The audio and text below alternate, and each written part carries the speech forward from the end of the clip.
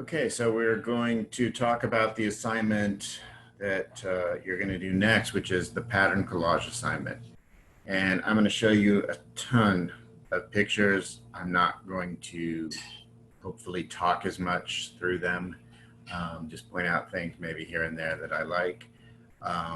But I think you can definitely see in this is Jane Hammond, how she's using pattern, the repeated motif of the stars, the repeated motif of these, sort of, I don't know, pointy surfboard shapes, using figures, which could be drawn on there and then painted. You could conceivably do something like that where it's going to be collaged. This is also Jane Hammond. You're going to need to think about when you're doing this, how you're organizing your picture plane, basically, how you are filling out that rectangle, how you're placing things. Most everything that you're going to see is based on an asymmetrical grid structure.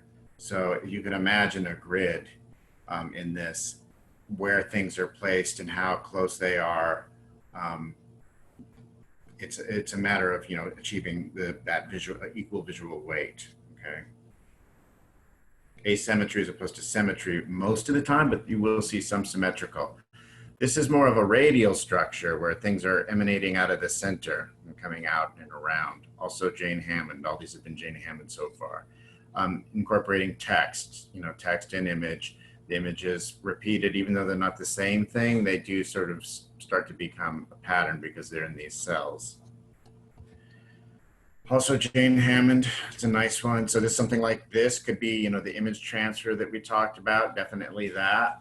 And you can see how it has that sort of faded, degraded type of look to it, much like, say you're not going to see Andy Warhol, but Andy Warhol's silkscreen paintings, because a lot of the time there were the imperfections are what makes them interesting. And it's the same thing with what you guys are going to be doing. It'll be the imperfections probably that make them interesting.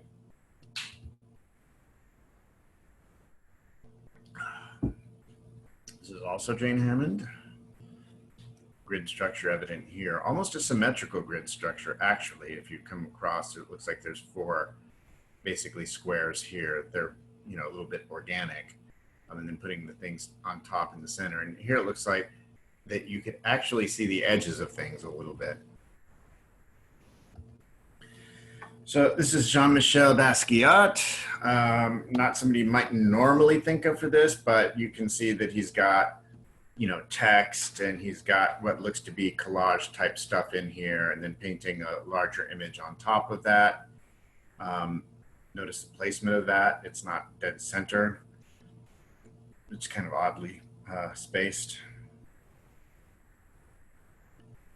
Also Jean-Michel Basquiat.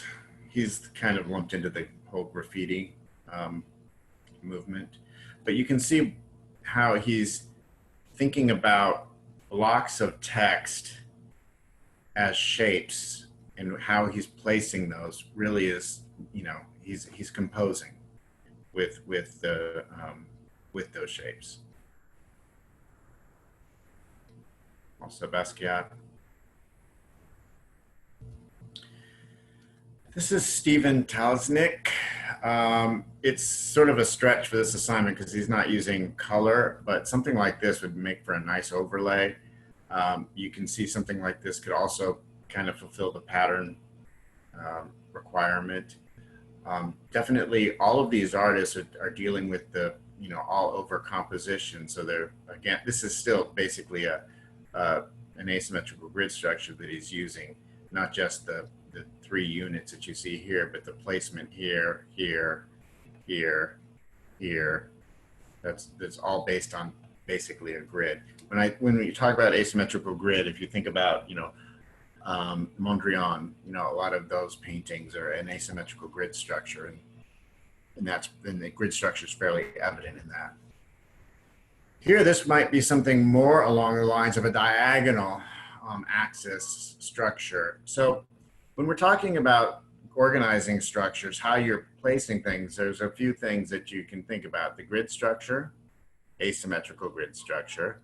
There's an asymmetrical diagonal axis structure, which would be something like this. Something like, Franz Klein would be that, an asymmetrical diagonal, but so would Caravaggio. A lot of, so these structures are used in representational and abstract. Then you could have a symmetrical grid structure, and then we talked about the radial grid structure, the radial structure, and the radial structure could be symmetrical or centered, and then or it could be off-centered. And then this is Robert Rauschenberg, and Rauschenberg is doing things like what we talked about with this. Looks a lot like the rubbing stuff that we saw earlier.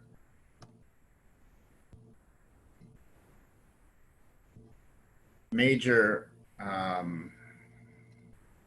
figure in the post-war era, proto-pop artist, so the beginnings, setting the foundations for what was going to ultimately be pop art. He and Jasper Johns. But you can see using text and image, but not in the way, like if I said make a piece about text and image or use this text and image, I don't know that you guys would be thinking about placing them in this way. So he's basically doing, this is true of a lot of Rauschenberg work. He's basically following the structural ideas of Hans Hofmann, which was sort of the modernist abstract painter theorist. But that's, and he's taking it from like Mondrian to that asymmetrical grid structure as far as the placement of things. Also Rauschenberg, using color a little bit more. I don't know if more, but it's taking up more area. Also Rauschenberg. And here you can see a lot of that transfer kind of idea. And looks like some collage. This is Nancy Sparrow. So she's a feminist artist. She was married to Leon Golub. I think they're both dead now. But here you can see sort of a transfer, overlapping of the transfers. Here we've got text and collage.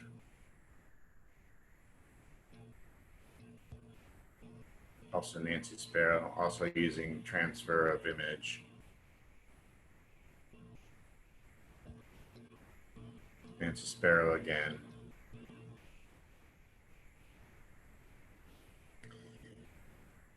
And this is Anna Sigmund Gudmundsdottir. Okay, don't make me say that again. So she's obviously a German artist, and this is installed on a wall. Okay, so this is probably paint, but you can see the line work and the pattern, and the use of color. And if this were on a piece of paper, then it's a drawing. Also on a wall. Things like this are awesome. These little areas where we have the original graffiti and then painted out with the blocks of tone, and then putting the sort of the found image on top of that. Don't know what that text is supposed to mean, but. And this is same artist, and still using the grid structure, but now something a little bit more organic. This piece would actually be great with the last piece. So and there's a couple of artists that are overlaps to this piece and that. And this would be a piece that's an example of the using the collage, layering, and texture, which is going to be the final thing that you're going to do, and it's going to be non-representational like this piece is. So there's no recognizable imagery in this, whereas everything else I think that I've shown you so far has got recognizable imagery in it. Or even for the Talisnik that had those weird geometric structures, even though you can't really recognize what they are. They are still geometric, and they seem to have form to them, so they're representational. And then this artist is Judy Pfaff. She does all kinds of stuff. She does drawings like this. She does painting. She does sculpture. She does installations. So a lot of these artists kind of are multifaceted in that way. And that's post-war art. That's especially now. That is something that people are. Most artists have a wide range of what they do as far as media goes. So some artists would even, venture into like filmmaking or sound or music or whatever. Judy Pfaff as well.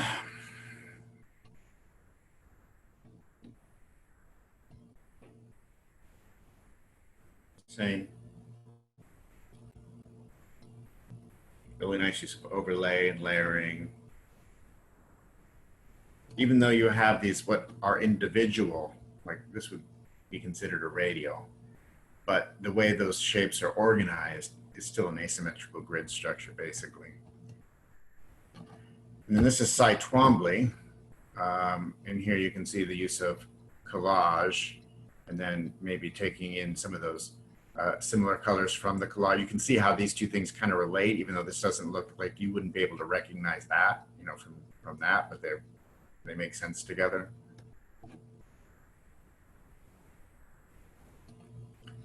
This has got, you know, repetitive mark making for sure, and then layering and on top of text.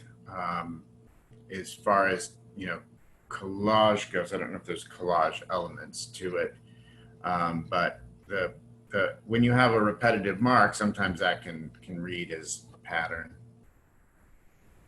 Also, Cy Twombly. He's another major figure in the history of post-war painting. Not really. He's one of those artists that sort of defies categorization. I mean, he's working at the time of the proto-pop movement, but there's nothing really pop about him, and he's kind of coming after the abstract expressionist, but he's not really an abstract expressionist, so he's kind of a standalone dude. This is him again. I love this, just like taking what looks to be a standard grayscale that you would do in your design class, and it looks like he's even scotch taping it, and then, you know, hatching in value and text. And then these are individual pages that he's got displayed in a grid format. And then each one of those pages is, you know, an asymmetrical grid structure. The overall format is a grid structure. When we talk about asymmetrical grid versus grid, you're thinking about the ways of achieving balance, but also unity and variety, right? So if he had hung these pieces of paper in an asymmetrical grid structure rather than the grid, that might have been too much, although it could have worked. This is what one of those individual units would be like. And you can see the collage element has to be fancy. So you're collaging like graph paper, which would kill two birds with one stone, right? It's collage and then it's the pattern.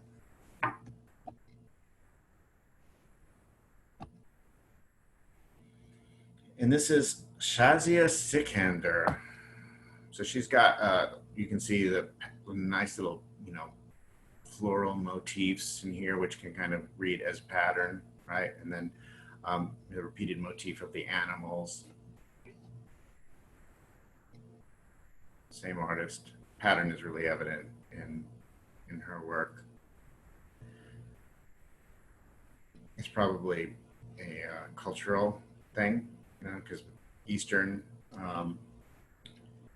traditions, generally a lot of them, especially when we're talking about Islamic areas, where pattern is the dominant form of visual expression. Like there's not a tradition or a huge tradition of representation in the Western way.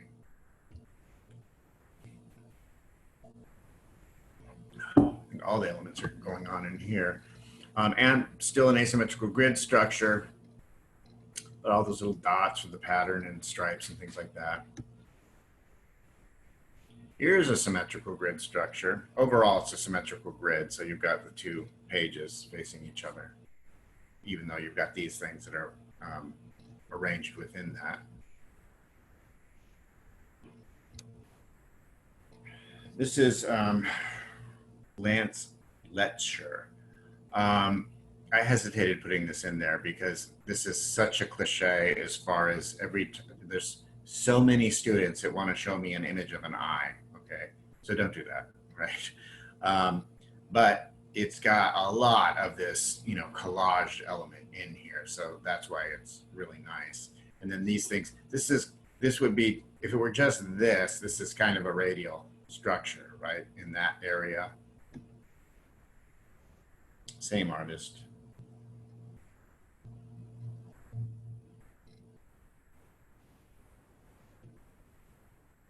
Same artist, Lance Letcher. I like this piece. It's like all those little things could be. I don't know. A lot of these artists I'm not that familiar with. But oh, look at this, a moon. And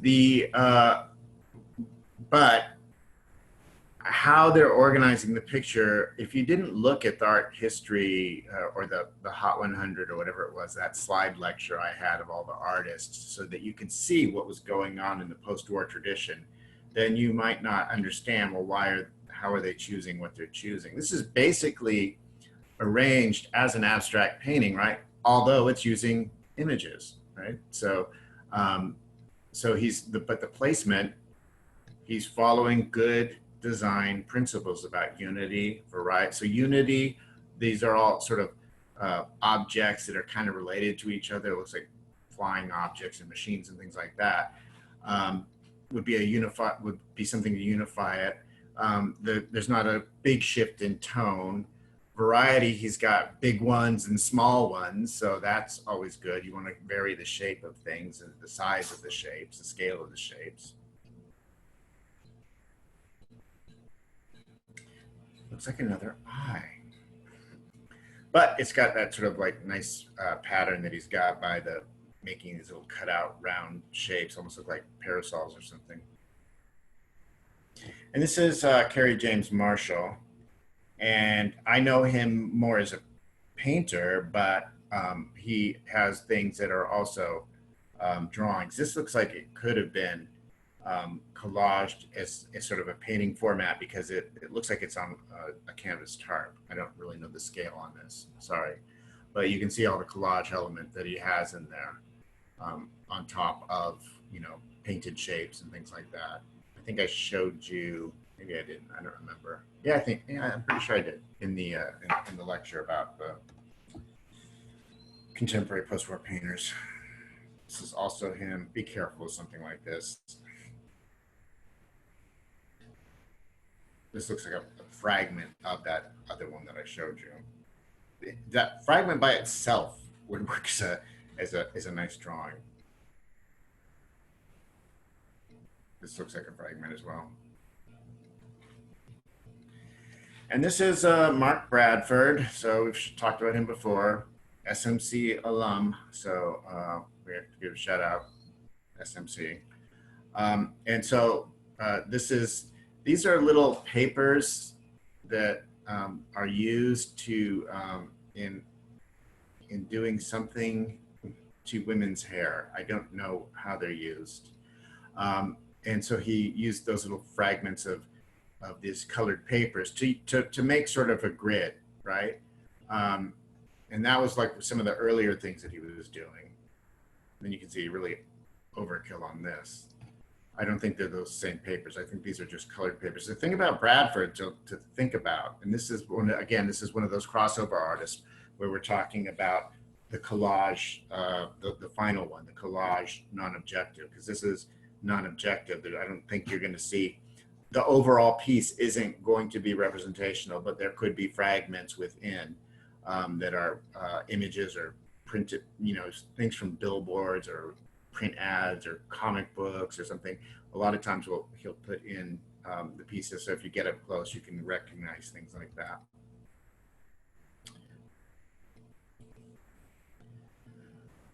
I think these are those papers again, transparent ones though, but there's a word for you.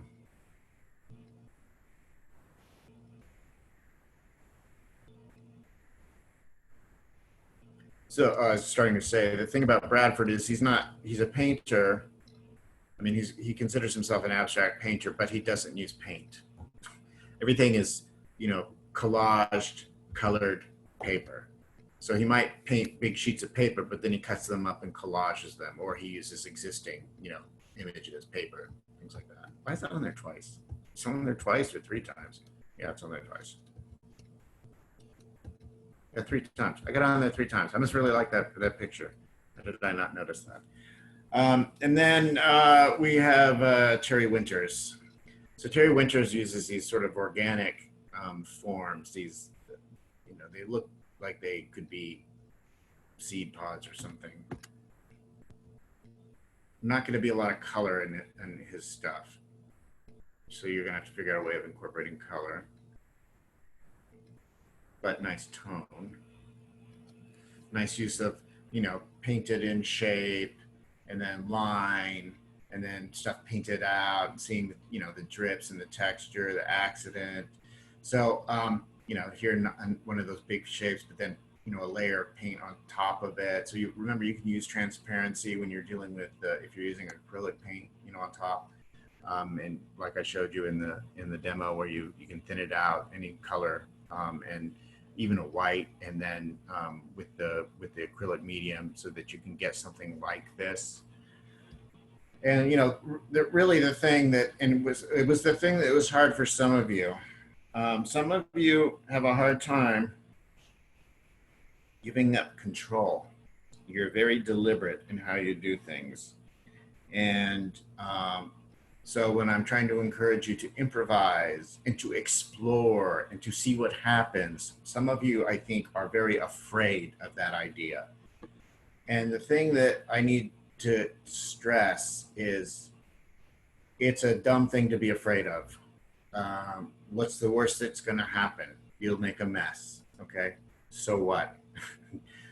Like I said before, you could make a mess, paint it out, and do something on top of it, and then it looks kind of cool and interesting. So there are things that you can get to by letting mistakes happen, by loosening up, that you wouldn't have gotten to otherwise. Okay.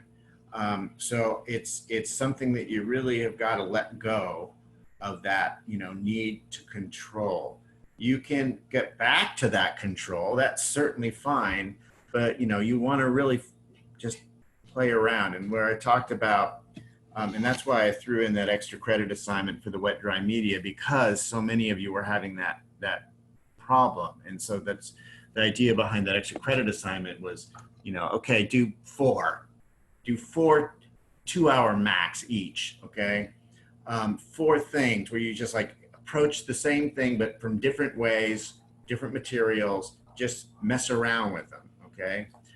Just surrender the outcome. You don't need to think about what is it going to be? What is this plan that I have? You just kind of start doing stuff. Okay. Also Terry Winters. So something like this repetitive mark could be, seen as pattern, certainly texture. And then this is Louisa Chase.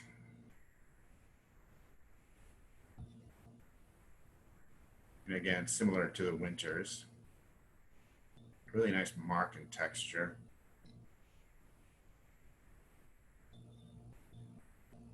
And an interesting combination of these, which, like, if somebody told me they were gonna do this, I wouldn't be so sure it would work, but it works, right? So she's got these very tight, hard edge, rendered edges, straight edges, and the more organic, so more mechanical edge versus the organic edge.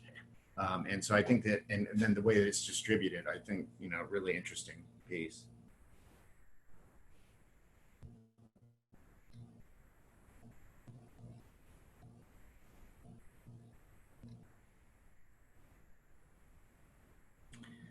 This is Donald Bickler, and I almost didn't put him in because this is an artist I don't want you to imitate. The one thing I don't want you to take away from this is this large central image. That's why I thought, this is going to be trouble. Because sometimes students will latch on to something like that. And that is like the worst part about it. Like he ruins a lot of his compositions, I feel like, by putting these things right in the middle.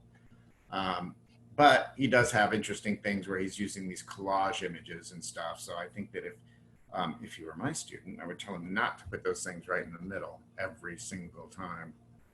And so large, like if they were, noticed it, if you remember the Jane Hammond at the beginning had things like this motif in the center, but it wasn't taking up the whole thing. Okay. So this becomes really dominant. And what a lot of times, what I mean by that when I say too dominant is that all this other stuff you kind of lose it. I mean, it's you're so focused on this, it's hard to really enjoy the other stuff. This is a little bit better, but still close to center. Like if this were smaller and placed over here, maybe, and then something else maybe over there, then I would like it more. But it's a good example of the textures and using the collage and transparency and things like that. This might even look like it's, you know, the tracing paper collaged on top. So there are all kinds of good things going on in here. It's just the end result is, you know. This is Rick Bartow. You can see he's got little pattern and collage type things integrated into it. Not a huge fan. This is like borderline illustration as far as I'm concerned. But I mean, it's got there's a lot of interesting mark making and things like that going on in it. And then this is the last one. This is Larry Pittman, not last slide, but last artist. So Larry Pittman, this is his drawing work, but you're going to see, obviously, he's got like this collage. So I'm sure this is some kind of quilting texture that he's got a print of, and then he collages it onto the surface and paints these shapes around it, masks off things, usually paints things on top, paints this. He's really big about these sort of line work that he puts on top of things. Also Larry Pittman drawing. So you can see, I mean, they look a lot like his painting. The thing about Pittman's work is he's always got these really clean, hard edges on things. So he's masking off stuff. So if that's something you want to do, then, you know, that's how you do it. You would mask off an edge with tape. The artist tape isn't the best thing to use because it's a little bit thick and you'll get bleeding with it. There are other tapes that are better. Magic tape, a low tack, what do they call it now? Removable magic tape works better. It's like a Scotch tape if you wanted to get a nice clean edge like that.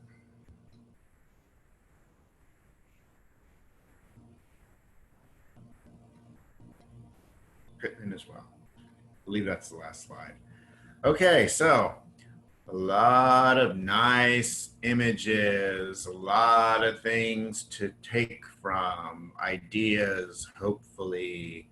And I don't care if you don't like it. I want you to try it. I've had students tell me that before. Well, I just don't like this, and they want to do, I don't know what they want to do, cartoons or something.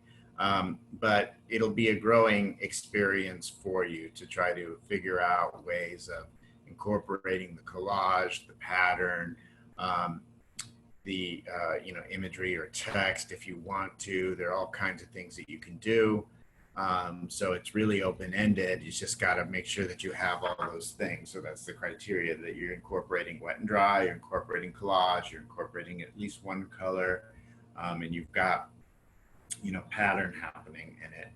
And you are probably going to be thinking of an all-over composition, but you have to figure out ways of organizing your picture that's going to make sense.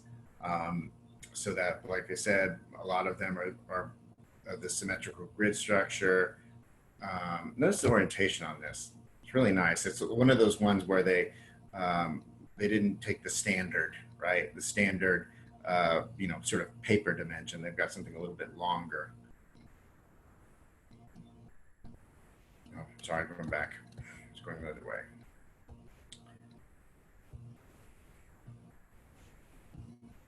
All kinds of things that you can try in here and just, you know, try. You've got plenty of time. You've got, you know, a whole week to, and by week, that means, you know, 3 days of putting something together. And you really want to do well on this because this is the opportunity that you're going to have, hopefully, to be part of something larger than you. So that you're going to organize your piece thematically. So some of the imagery, you're probably not going to be doing non-representational. You're probably going to have to figure out ways of incorporating the motifs that fit with the theme for the show that we talked about. That's a good one to end on. She's the little girl artist is curtsying, saying goodbye to everybody. Okay, so hopefully that gives you some ideas of what to work with, how you might tackle this, a lot of different things. Remember, there's no real way of ruining it.